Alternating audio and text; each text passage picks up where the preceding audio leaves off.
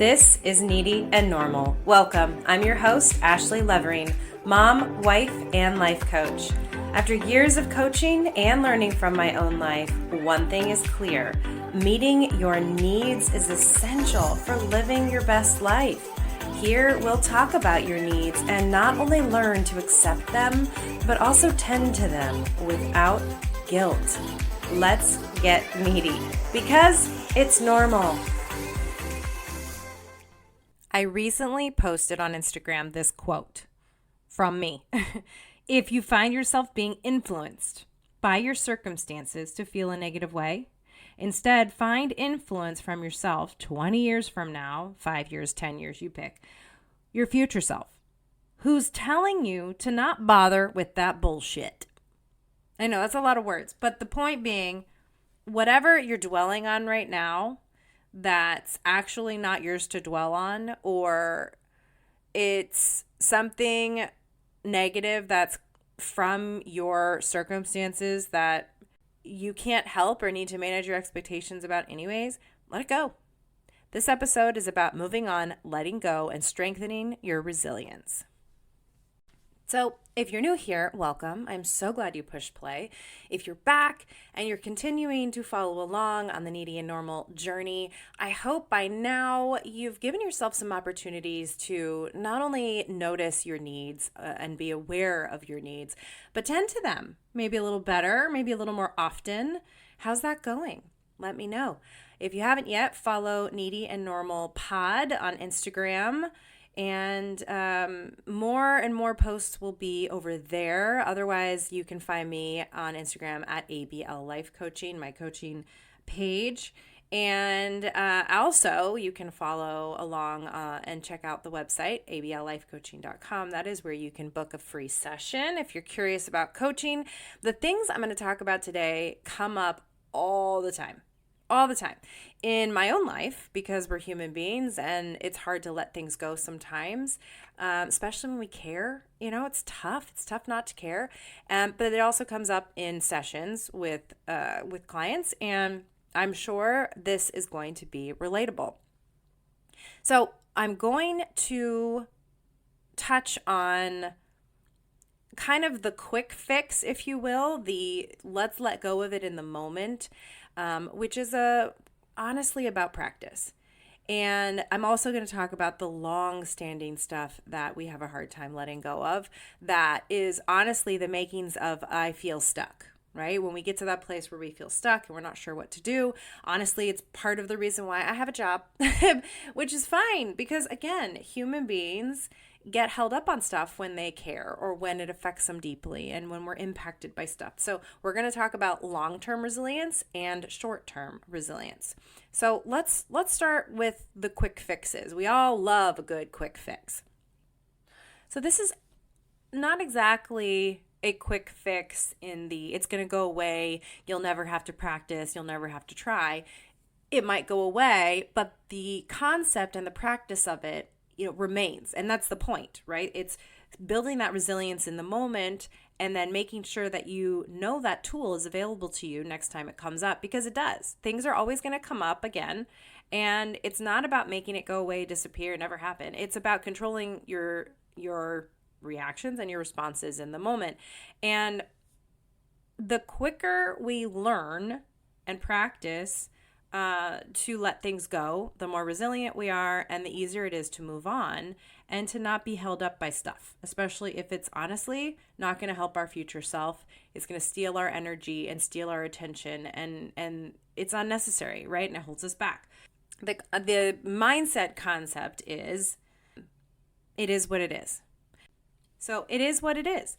Something happens, someone says something that pisses you off, things change last minute, whatever the thing is that riles you up and you feel reactive to it. The quicker you can say out loud or in your head, it is what it is, the quicker you can accept that the thing is happening that you can't exactly control, and the quicker you move on. And the quicker you move on, the more clear you can be about next steps, next decisions, and choosing what you want to do instead of dwell or worry about the thing that you cannot change. It's probably better if I give you an example. So I'm trying to run out the door to get my kids to an activity. And somebody stops by and starts to have a conversation with me. I don't have time for that. I could be irritated. I could start to get flustered.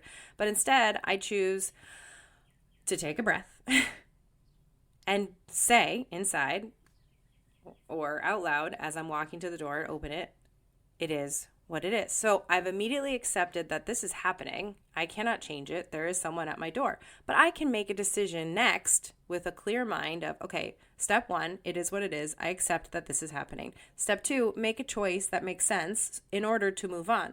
So I open the door and I kindly say, hi, we are about to head out.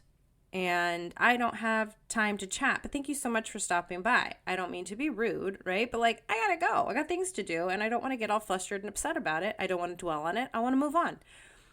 Hopefully the person, and in this case, they were very kind, and they said, hey, no worries. Like, we'll come back. It is what it is.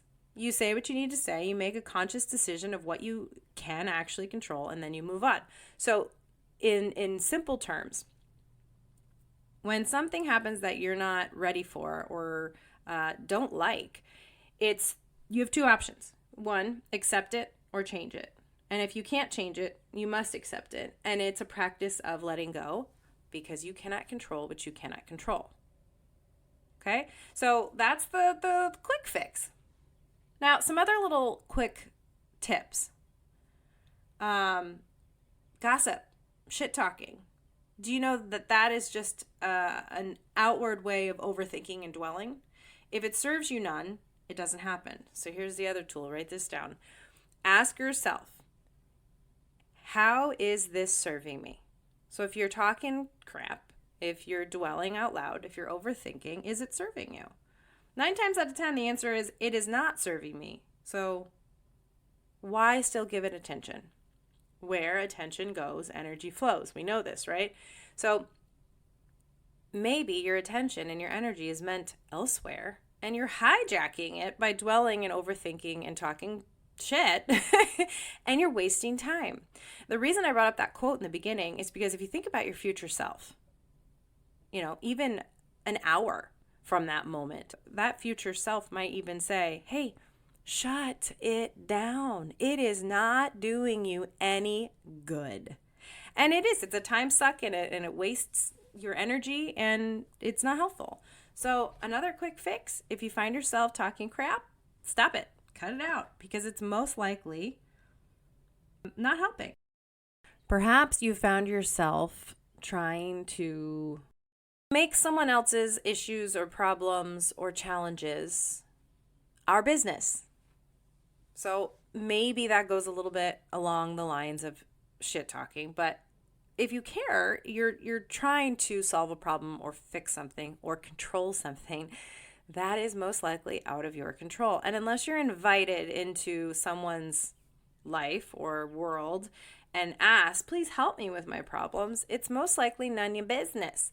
Not only that, but if you make it your business, you are letting it take up space in your world and have real estate in your mind, and there's nothing you can do about it. So this goes back to accept it or do something. If you can't do something, you accept it. So if someone's dwelling or being challenged by something in their life, someone you care about, or not, maybe they're so outside of you that you just feel like you have to dwell on it and think about it and talk about it because it's a habit, then that's possibly a habit to break. Move on. It's out of your control. So when something is out of your control, what good is it for you to think about it, dwell on it? Unless, of course, it is something really deeply personal, and the thing you can do, the action you can take, is to process it. But again, at the end of the processing, the point is to let it go so it doesn't sit with you and live with you and take over your brain space. The idea is if it's not yours, put it down. If there's something you can't control but you deeply, desperately want to control it and wish you could, you will torment yourself. You will create turmoil and conflict inside your mind, and maybe it comes out. But the point is, if you create this storm in your head, it's never ending, because when something is out of your control and you try and dwell on it, think about it, chew on it, talk about it over and over and over and over again, you're creating conflict for yourself. And again, it is wasting your energy and it's harmful and it's useless, because if you can't control something, why try to control it? See? And the more you can recognize, the more often you can recognize these things happening, the faster you can get to the practice of letting it go. And it is a mindset practice, but it is also a choice. Right? It's a practice of recognizing, okay, I'm doing that thing again where I'm trying to control something that I can't control. I'm not accepting something that I have no choice but to accept. I'm not thinking about my future self. I can't do anything about it. So why am I dwelling on it? It's taking up space and causing conflict, right? The more you can steal yourself from that moment and actively make the decision to rethink it and move forward, the quicker you will be at moving on, the stronger your resilience becomes. So it's not about fixing this issue. It's about practicing being better at it, because you deserve that. You need to feel okay. And sometimes you need to let things go in order to feel okay. You follow me? All right. So here's how this becomes a long-term problem. So we talk about short-term resiliency. Now we're going to talk about long-term resiliency. This "how is this serving me" concept, I use this constantly with clients. Pause and breathe and ask yourself, how is this serving me? It is a trick you can use for long-term and short-term resiliency. So as we're talking now about long-term resiliency, if there is a concept, a problem, a relationship issue, something that's impacted you for a long, long time, and it comes up over and over and over again, you are in the territory of, I'm going to be stuck by this. I am going to be continuing to be impacted by this.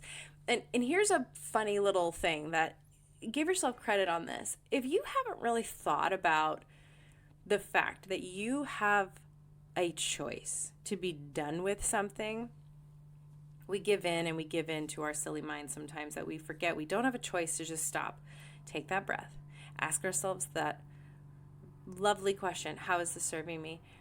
You can make a choice no matter how long something has been sitting with you. You can choose to put it down and let it go. I know, easier said than done. That's why life is about living and practicing, not getting it right constantly all the time. You don't have to let that thing, that thought, that person take up space in your mind anymore. You can choose it. We make choices all day long. Just like we choose a Coke over Pepsi, we can choose to have that thought or not. So it's just a practice of putting something else in its place that you want in your head. That feels good. That is serving you or serving others. Often, especially with, my people pleasers and the empaths, and I understand this world very well, the question is, how is this serving me? How is this serving others? So if you're dwelling on something, if you're being impacted by something, if you're talking about it with someone who's heard it 100 times, right? How is it serving you? How is it serving them? Most likely it's not. So even if it's a long-term thing that needs to be let go of, you can use the same practice. It goes the same way. How is it serving me? Can I accept it, or can I do something about it? And the answer is yes, either way. Yes, you can accept it, or yes, you can do something. What is that something? Whatever action you take, it could be a mental action, it could be a thought process, it could be calling your coach and saying, help me work this out so it can put it down for good. And it could be honestly just moving on to the next part of your day. It doesn't have to be complicated, but you get to make decisions. That's the point. All day long, you make decisions. You can actually choose your thoughts, and you can also choose your thoughts to stop as well. But why does this happen, right? Why do we keep reliving the same things in our mind and in our lives that we can't control, we can't change, we can't fix, whether it's something happening or someone? Why do we do this? Most often, there's something that we're afraid of, or there's a story that we keep telling ourselves. And often those things go together. So I'll give you an example. We can live in this fearful place that holds us back and keeps us from letting things go when we repeat the story. So I'll give you an example based on a client I had. This person was worried about being fired all the time. So finally we get to it. We get into it and I say, why is this so hard for you to let go? This concept of if I, then I will, right? If I mess up, then I will get fired. Why? Well, let's talk about this. Let's get to the root of it. Where does it come from? And so after a couple sessions, we finally get to the root of it is there was one time in this person's life where they were fired because of a mistake they made. So now, in a different place, in a different time in her life, in a different company, with a different job, everything's different. The fear of messing up and being fired because of it is still there. So the same story lives on. This is one of the biggest, most impactful concepts we tackle in coaching is if you're afraid of something repeating in the future, you will stay stuck.